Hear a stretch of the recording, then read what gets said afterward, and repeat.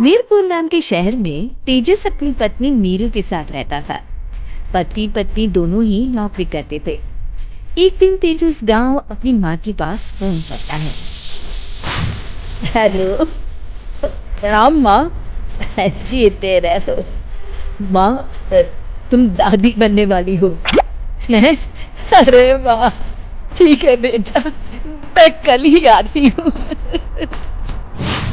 जब माँ जी शहर पहुंची तो बेटी बहू ने बहुत अच्छे से स्वागत किया। लीजिए माँ जी, चाय। अरे गर्मा गर्म पकोड़े ले आओ माँ के लिए। नीरू रसोई में गई और 2 मिनट में ही पकोड़े ले आए। जी लीजिए। बहू, जादू से बनाए हैं क्या? अभी तो रसोई में गई थी। यम्मी। माँ जी, शीला रसोई में पकोड़े तल रही है, मैं बस लेकर आई। हे भगवान, मेरा धर्म भ्रष्ट कर दिया तूने। अब तो गंगा जल से शुद्धिकरण करना होगा।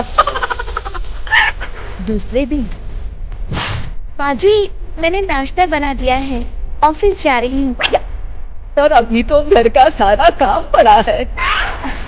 शीला आती ही झाड़ू, पोछा, बर्तन, कपड़े वो सब कर लेगी। हमारे जमाने में घर का सारा काम हम ही करते थे। जी माँ जी, आप बहुत होशियार हैं। मैं घर ऑफिस दोनों नहीं संभाल पाती। तो जरूरत क्या है घर से बाहर जाकर चाकरी करने की? पैसे भी घर का काम खुद करने से घर में बरकत आती है, समझी? पर माँ जी, अरे कुछ नहीं, इस महीने की पगार मिले फिर ऑफिस बंद है। हाँ। रात को नीरू तेजस से कहती है, सुनिए जी, माँ जी बोल रही थी कि मैं नौकरी छोड़ दूँ। वैसे ठीक है तुम्हारे, अभी तुम्हें आराम की जरूरत है। फिर भी आराम कहाँ, शीला को छुड़ाने के लिए बोल रही थी। तो अब 24 घंटे में इतना काम तो कर ही सकती हो। पर जॉब पसंद है मुझे, घर पर मन नहीं लगेगा। अगले दिन जब दोनों ऑफिस के लिए निकल रहे थे, मेरी तो कोई कीमत ही नहीं है इस घर में। माँ जी, आजकल महंगाई बहुत है, रहन सहन भी बदल गया है। दोनों नौकरी करते हैं तभी ठीक रहता है। अच्छा, तू कहना क्या चाहती है? मेरा बेटा तुझे बिठा के खिला नहीं सकता? तू ही इस घर का खर्च चला रही है, हैं? नहीं माँ जी, मेरा वो मतलब नहीं था। मतलब खूब समझती हूँ, ये बाल धूप में सफेद नहीं किए मैंने। हाँ। अब तो ये रोज का काम हो गया था। तेजस भी रोज की झिकझिक से परेशान हो गया था। एक दिन उसने कहा, नीरू, वैसे भी तुम्हें मैटरनिटी लीव मिलने वाली है, तो अभी से ही छुट्टी ले लो। पर क्या, मेरी सैलरी अच्छी खासी है। आखिर नीरू ने रिजाइन कर दिया। जब बच्चा हुआ तो घर में सब बहुत खुश हुए। कुछ दिनों बाद तेजस फाइल देख रहा था। क्या हुआ तेजस, कुछ परेशान लग रहे हो? हाँ, वो हमारी जितनी सेविंग्स थी वो तो हॉस्पिटल में और छठी के फंक्शन में खत्म हो गई है नीरू। और अभी वैसे मंदी चल रही है तो मैं बोल रही थी कल मुन्ना को हेपेटाइटिस का टीका लगवाना है। नीरू, क्या पोस्टपोन नहीं कर सकते? नहीं जी, बिल्कुल नहीं। अब तेजस को समझ में आ रहा था कि उससे गलती हुई है। पैसों की कमी का असर घर के माहौल पर भी पड़ रहा था।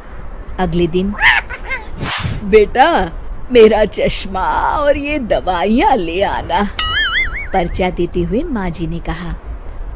जी। तेजस, मुन्ना के लिए दूध का डिब्बा और डायपर भी ले आना, और ये किराने के सामान की लिस्ट है, इसे भी लाना है। तेजस गुस्से में लिस्ट मरोड़कर फेंकता है और चिल्लाता है, पैसे क्या पेड़ पर उगते हैं? ये ले आना, वो ले आना। अरे, पर ये जरूरत का सामान ही है। वो गुस्से में बिना कुछ कहे ऑफिस चला गया। अरे लंच तो ले जाइए। बहुत समय पहले की बात है। माधवपुर नामक गांव में एक गरीब किसान अपनी बूढ़ी अम्मा के साथ रहा करता था। उसके पास एक छोटी सी जमीन थी जो कि बंजर हो चुकी थी। फिर भी वह दिन रात उस पर मेहनत करता था। मोहन बहुत ही मेहनती और ईमानदार था। वह एक आत्मविश्वास से भरा हुआ व्यक्ति था जिसे न हालातों से डर लगता था न ही लोगों की बातों से। हर दिन सूरज उगने से पहले ही वह उसी आत्मविश्वास के साथ उठता और अपने खेत की ओर बढ़ता जहां सिर्फ बंजर जमीन थी, लेकिन उसके सपनों की हरियाली छिपी हुई थी। उसे यकीन था कि एक दिन उसकी मिट्टी उसे जरूर जवाब देगी, सोने जैसी फसल बनकर। ओ बेटा मोहन, तेरे लिए मैंने जमींदार से बात कर ली है। वो तुझे अपने पास काम पर रख लेंगे। तू भी जाकर उनसे एक बार बात कर ले बेटा।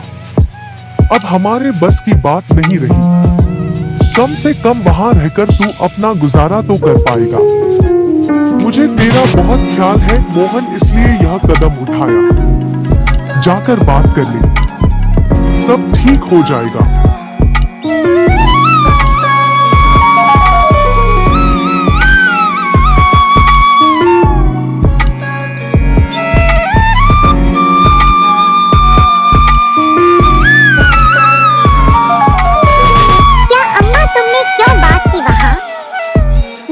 जाऊंगा।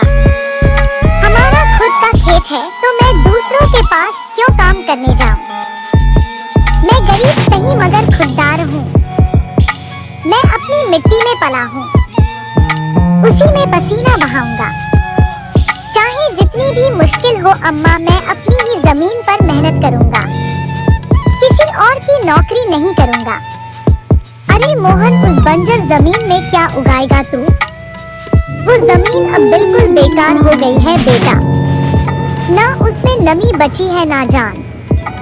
तू अपनी जिंदगी यूं ही जाया कर देगा।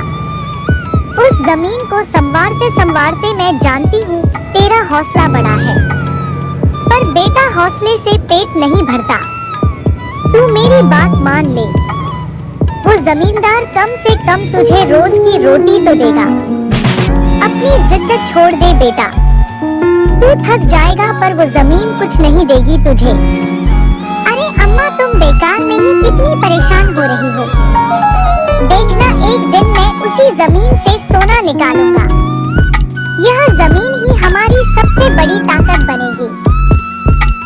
मोहन खेत में काम कर ही रहा था कि तभी वहाँ पर एक आदमी आकर बोला, अरे मोहन भैया, आपको भी मानना पड़ेगा। आप फिर से इस बंजर जमीन पर मेहनत कर रहे हैं। अरे मंगेश भैया, अब क्या करें? जमीन हमसे ज्यादा मेहनत करवा रही है, पर क्या करें?